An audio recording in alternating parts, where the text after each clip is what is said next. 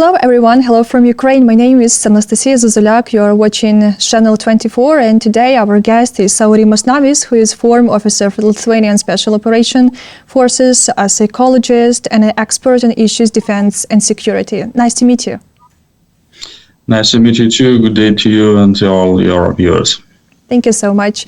Well, I want to start from missiles, attacks and rockets that hit our Ukraine every day, that we experience Ukrainians here in Ukraine every day. It's quite clear that Russians even do not try to hide their terror, and it's clear that they want to break Ukrainians psychologically. So, after such attacks, we also hit with informations. There are a lot of different fakes in social medias and so on and so forth. So my question is how Ukrainians should calm down and protect themselves from such psychological attacks. Yes, thank you for your question. First of all, it's not just a psychological weapon. It's not just a simple terrorism and not just, Kremlin's regime last resort. Not at all. First of all, it's very clear now that regime and General Surovikin, who is now commanding the forces in Ukraine, he realized, along with regime, that there is no chance for Russia to win this war in the classical way, or conventional way. So the first, what they can do, the first thing is to win a war by resources. And then you look to, we were analyzing this, and we thought that it's just a question of time, then Russia will come to this. To the devastating infrastructure, civilian infrastructure in Ukraine. And why they're doing this? Because then Ukraine will have to turn all the resources that Ukraine should spend on war and on defense to the civilian infrastructure and to the civilians. You can imagine, I'm pretty sure you know that by yourself, you experienced that in Ukraine, that to have electricity, you have to have generators, but most importantly, you have to have fuel. Fuel is one of the very primary resources for armed forces, for a military to attack or to defend. So when we talk about rocket attacks, it's not just a psychological terror. It's not just a psychological operation. And of course, the other part is to simply destroy Ukraine.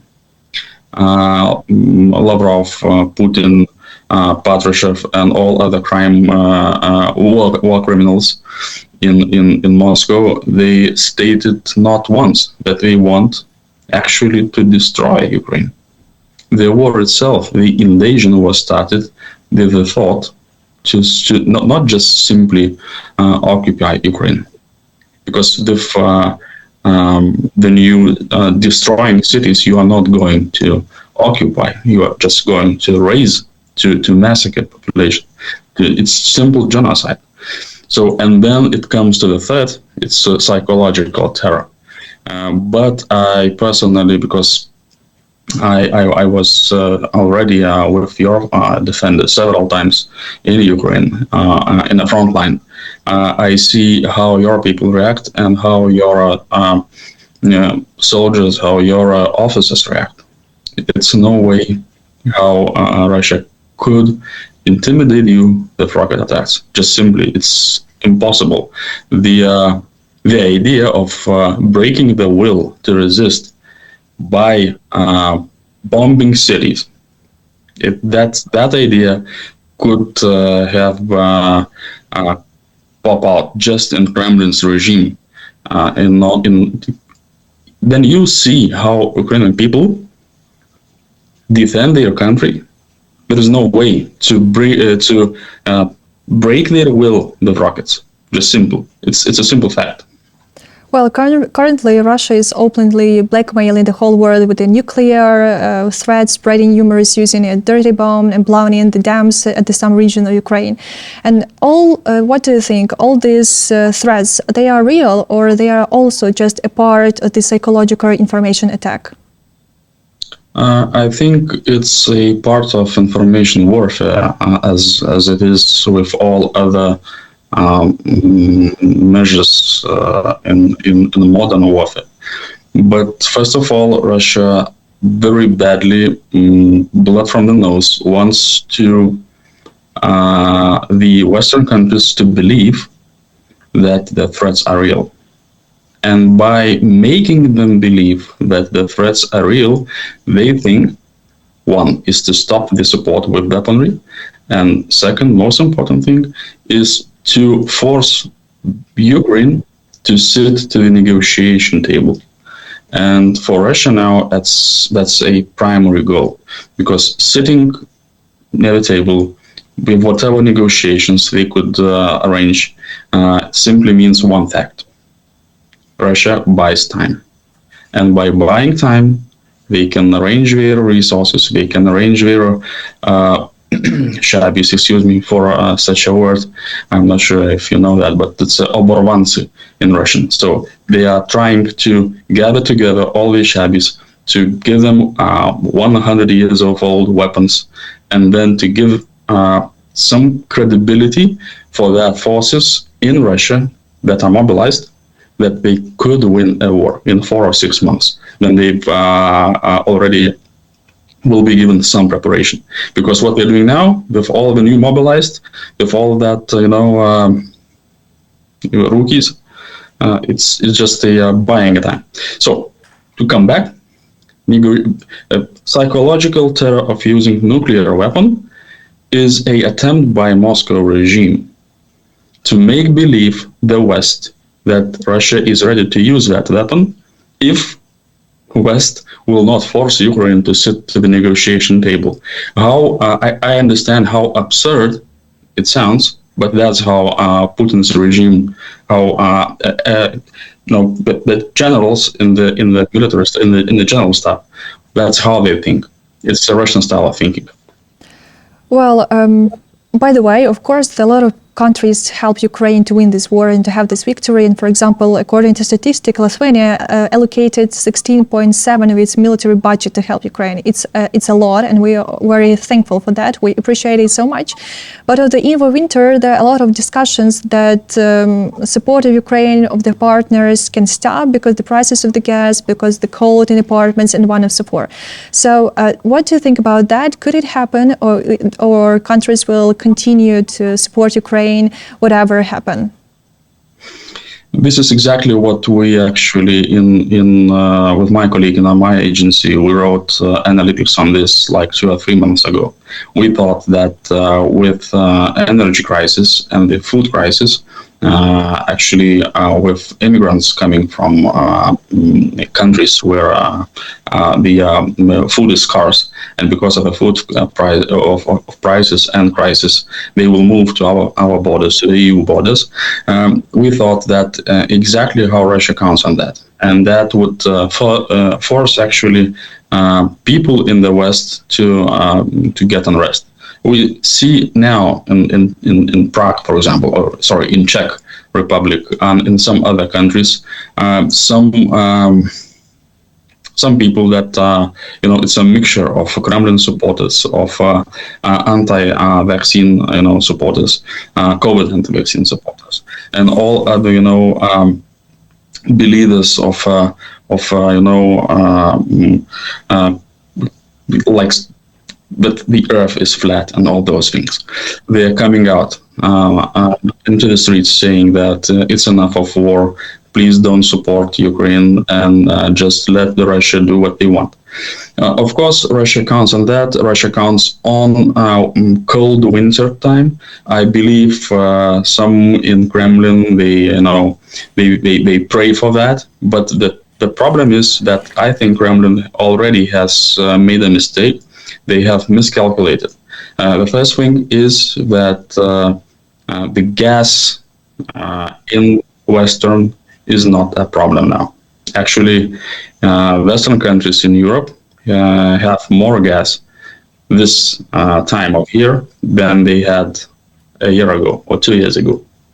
So I don't think that there will be any problem what comes with energy sector. the food again via ships, the cargo ships with Ukrainian corn and wheat. They are going already to the poor countries.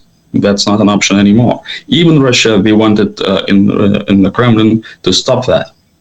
Just very recently, they just made up incredible story about drones attacking Black Sea Fleet from Ukrainian vessels, civilian vessels. That's a total nonsense. But they were trying to show to the West that look what's happening. And again, they miscalculated. Another dictator actually, but Mr. Erdogan, president of Turkey, he said that if Russia is out of the agreement, then Turkey will, and maybe other countries, NATO countries or Western countries, will be allowed to use military ships to escort cargo ships. So, that's again, it becomes a problem in Russia's eyes. So the food prices, they will rise a little bit, but there will be no such a problem as one could predict. Well, according to the events on the front line, especially in the Kherson region, we now see that Russia has moved the commands from the right bank to the left bank of the Dnipro, as well as the common units. Instead, thousands of mobilized troops are transferred to the Kherson, which Russians try to strengthen their defense, the city, and the direction in general. So, how do you see the further development of the situation in the Kherson region? What could we expect in the nearest future? I think that your commanding officer, General-in-Chief, General Zaluzhny, he is, and his officers, they're doing a superb planning and superb job in military terms. What they're doing actually, they are cutting off the supply lines. And by cutting off all the supply lines, they are forcing Russians to retreat. Of course, what Russians are doing, they are gathering their elite units in Kherson city to defend it like from, the street fights. But I am pretty sure that your general staff, your commanders, they are not planning on that. It would be too costly in the terms of human lives, of soldiers' lives. And as I've seen all those 9 months, your military are acting very wise. They are not spending unnecessary people lives, unnecessary military people, soldiers' lives, as opposite Russians do.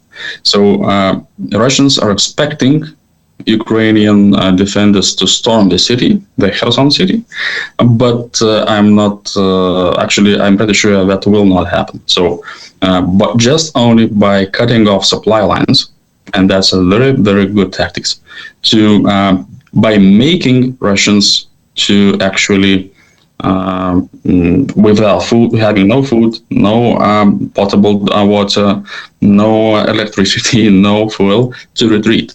That's the idea. That's how it happened already in the east, in the cities in the east, and that will happen in Kherson city as well. So it's a question of time, just a question of time. Well, our intelligence predicts that Russians may use their units, wide rows from the Kherson region in the Zaporizhzhia direction, or even transfer them from a strike force to the Belarus. So still, in your opinion, will the Belarusians join this war officially and openly? And if so, what could be the consequences for Ukraine and for whole Europe? What should be their reaction? Frankly saying, I don't think that Lukashenko will. And let me explain one thing. There are no troops in Belarus ready to fight. That's simple as it is. It's a fact. I can reveal you one fact. In the beginning of the invasion, in the first weeks, the elite soldiers of Belarus, special forces soldiers, they crossed the border of Belarus and Ukraine.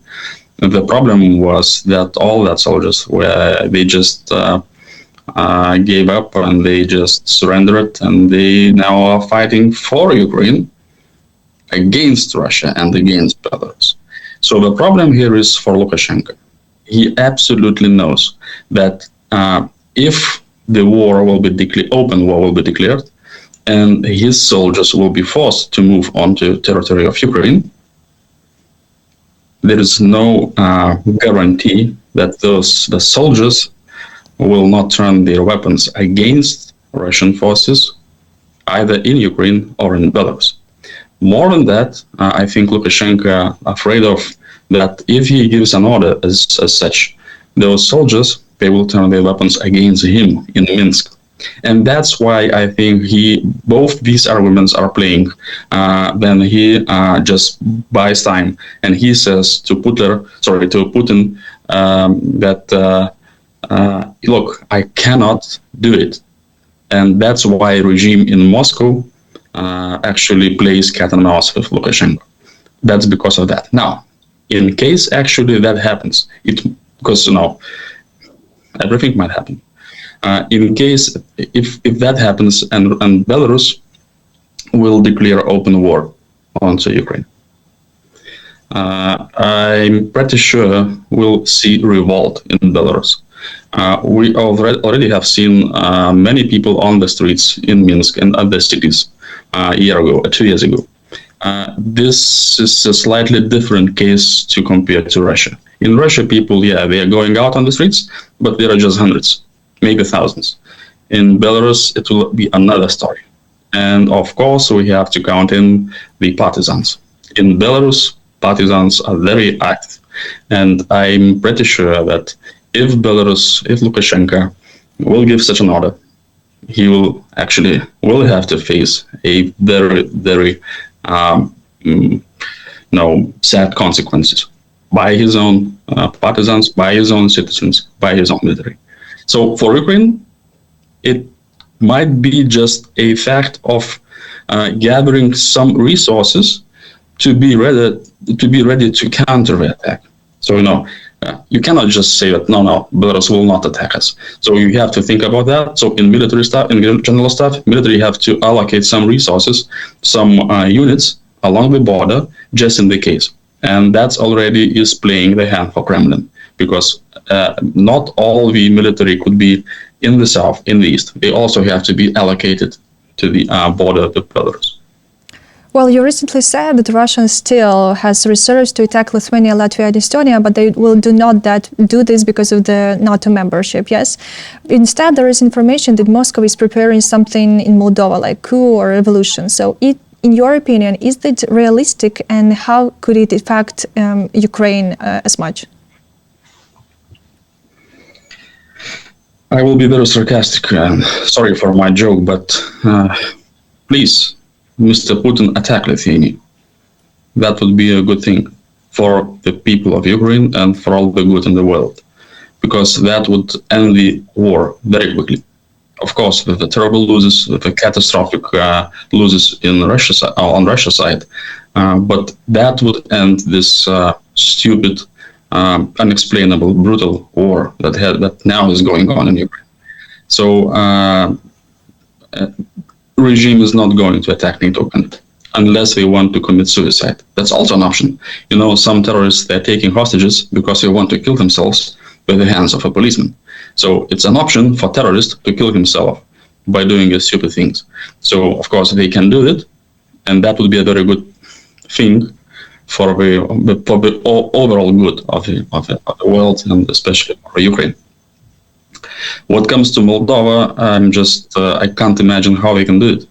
Moldova is surrounded by, from one side, it's Ukraine, and actually from other side there are other countries, that NATO countries, and actually Russia has no direct access.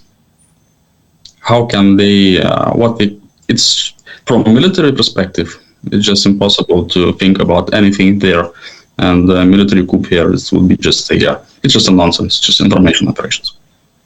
Well, in autumn, unfortunately, we had an opportunity now, yes, to evaluate kamikaze drones manufactured by Iran, since they were used against civilian objects and they did not affect as well the front line, but they kill our people. And now we have an information, CNN talked about it, that Russia will have a lot of different ballistic rockets from the Iran and a lot of new drones. So Do you think that Russia will continue to attack critical infrastructure with them and continue to terror us, Ukrainians, or maybe they will use that for in other purposes, maybe military objects? So what do you think about that?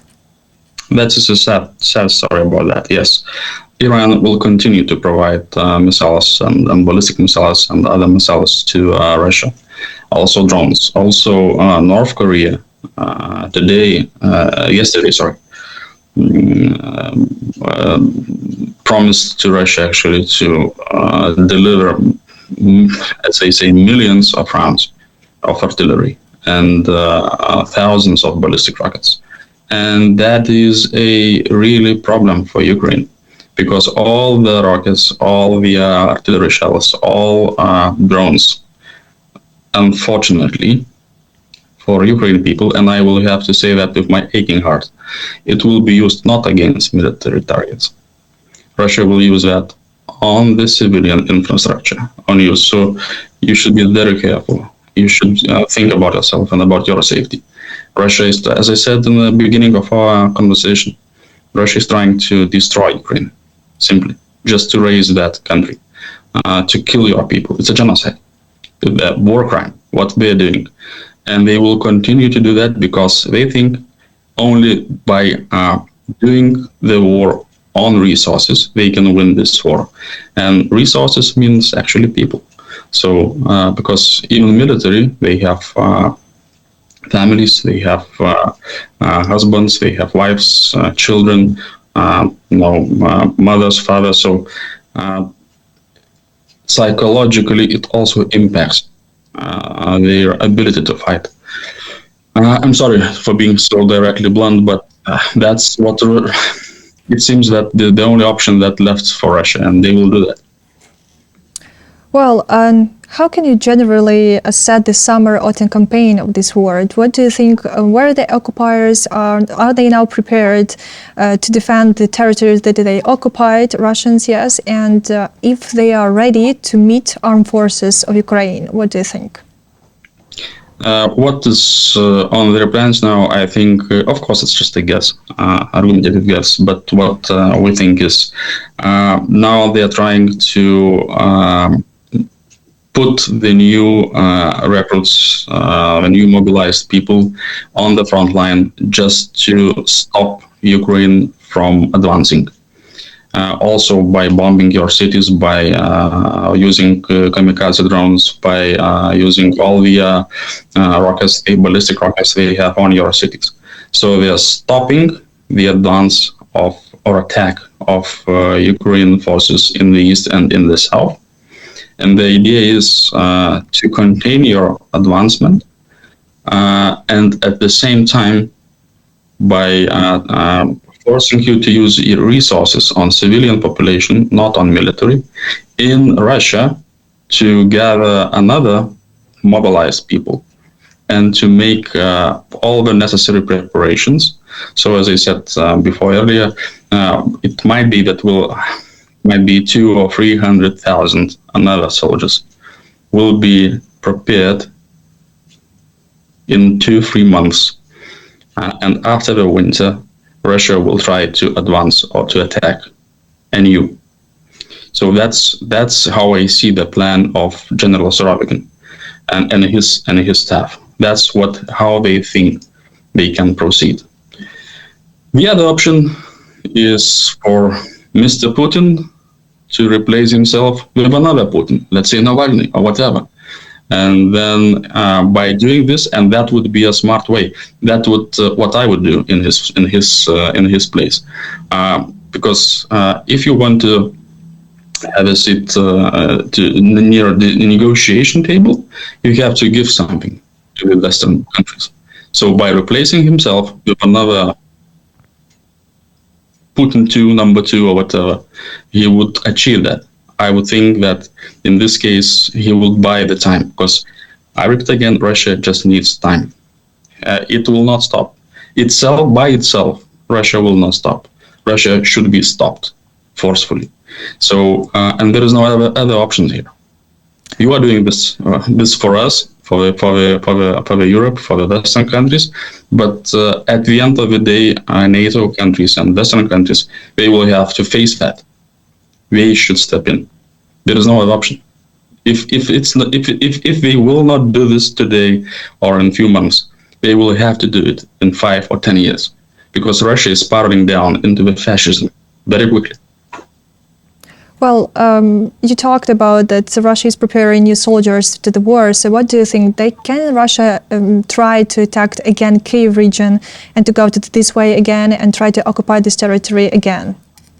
Of course, that's the plan. This plan, it was postponed, but there is no abandonment of the idea to capture Kyiv. Of course, we realize that we cannot do this now. We cannot do this in 2 or 3 months.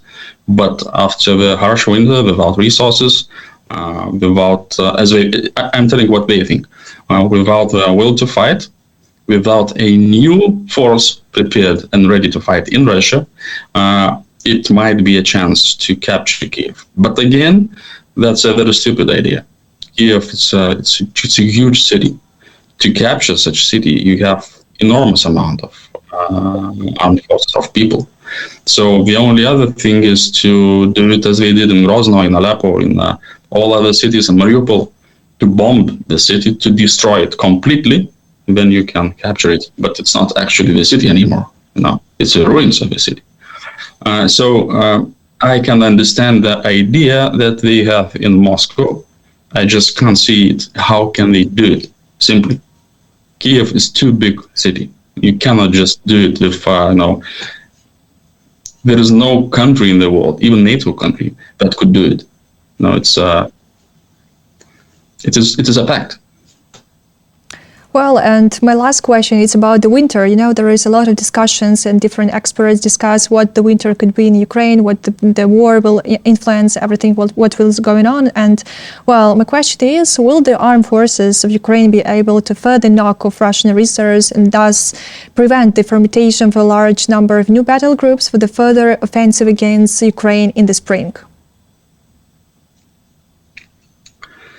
Autumn and winter time, both for Russian shabbies and for your defenders, is a difficult time. First of all, in tactical way. So yes, in a way, you're right. I imagine we won't see any major battles unless until spring, and that would allow for Russia to buy time. So I'm pretty sure that in your general staff, generals and other officers that are planning operations, they know that. So I would guess that they will try during winter time actually to make Russians abandon some territories, especially in the south. And why is that? Because it's not just because they would prevent the formation of new battle groups from Russia side, but actually forcing Russians to withdraw from Kherson city and from Kherson region. I would think this would make Putin's regime to collapse much faster, because there are people in Kremlin that they are not happy about that, about what is going on in Ukraine, about the successes, or I would say catastrophic failures of Russian army in Ukraine. So they are not happy about that. And Kherson city, I would say, is a key element in that game. If and I from all my heart, I wish your military to succeed. Make Russians withdraw from Kherson, and then it's not just question. Then it's not the question about how to make battle groups or how to arrange Russian armies. Then it would be the question how Russian army would retreat safely without a panic to the territories that they still occupy in the east. I mean Donetsk and Luhansk. Because then panic comes to the even to professional soldiers. We experienced panic on a battlefield. for unprepared soldiers, and they are not even soldiers, they are marauders. They are just mobilized people. The panic is so strong. They are just, dropping everything and running away. So I would think that on this, your general staff is planning until the spring comes. Because if the spring comes and nothing is done like that, then yes, it would be much more difficult to combat Russian new reserves, because new reserves will be prepared and put on the front line. So I would wish your general staff to do it quickly, rather by the new year. Thank you so much. I have a great honor to talk with you, and I hope that all people that will watch us and will read our material, they will be happy to have all the answers for their questions. And I'll remind that we talked with the former officers of Lithuanian Special Operation Forces, a psychologist and an expert on the issues of defense and security, Aurimas Navys. Thank you so much. Thank you very much.